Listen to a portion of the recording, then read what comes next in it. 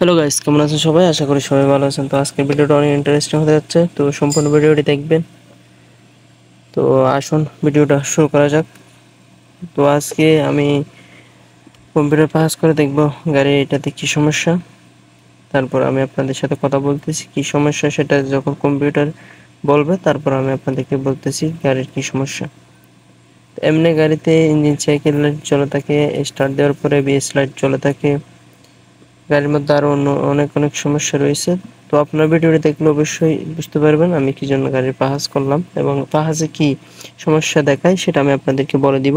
এটা যেহেতু একটা টয়োটা গাড়ি, আমি টয়োটাটা সিলেক্ট করলাম। তো আপনাদের যে কোম্পানি গাড়ি হয় সেটা সিলেক্ট করবেন। এখান থেকে অটো সিলেকশন এটা সিলেক্ট করবেন। এটা সিলেক্ট করলে আপনাদের শর্টকাটে কাজ হয়ে যাবে। এই যে রাইট কোডটাতে ক্লিক করবেন। তো ভিডিওটা সম্পূর্ণ দেখতে থাকুন। অবশ্যই আপনারা এই ভিডিও দেখলে অবশ্যই অনেক কিছু শিখতে পারবেন, অনেক কিছু জানতে পারবেন। এটা যেহেতু একটা ল্যাঙ্গুয়েজের প্রাইডো, তাহলে আমি ল্যাঙ্গুয়েজের প্রাইডোটা সিলেক্ট করলাম। এখানে ইউরোপ এটা ক্লিক করবেন, এটা ক্লিক করবেন। এরপরে এটা যেহেতু 2011 10-11, এটা কোনো সমস্যা নেই। এই যে এখানে এটা সিলেক্ট করবেন। এরপরে এখানে সব ঠিক আছে এখানে চেক করে এসেতে ক্লিক করবেন। এখন আপনাদের গাড়ির কি সমস্যা সেটা বের করে হয়ে যাবে। তো আপনারা দেখতে থাকুন গাড়ির কি সমস্যা, কারণ আমি কম্পিউটার পাস করতেছি এবং আমি আপনাদেরকে বলবো গাড়ির কি সমস্যা।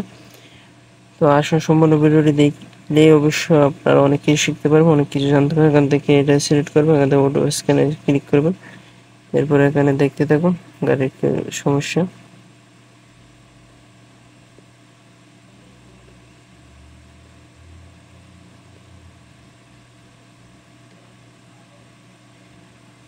দেখতেই পাচ্ছেন গাড়ির পাস হচ্ছে, গাড়ির এখন কি সমস্যা সেটা বাহির হয়ে যাবে।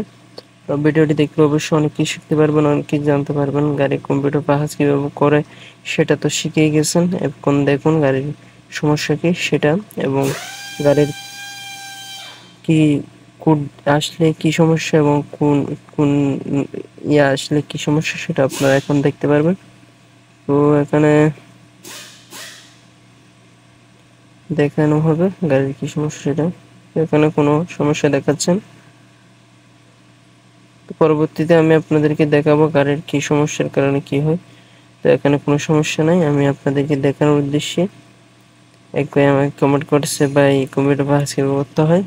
তো সেজন্য তার এই কমেন্টের উত্তর দেওয়ার জন্য আমি কম্পিউটার পাহাজ করলাম, কারণ সে ভাই বলছে যে জরুরি একটা কম্পিউটার পাহাজ নিয়ে ভিডিও দেওয়ার জন্য। সেজন্য আমি গাড়িতে কোনো সমস্যা নাই, তারপর আমি কম্পিউটার পাহাজ করে সেই ভাইয়ের জন্য দিছি।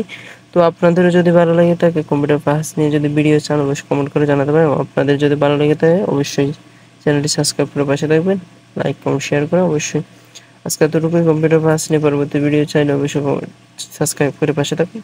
আল্লাহ হাফেজ।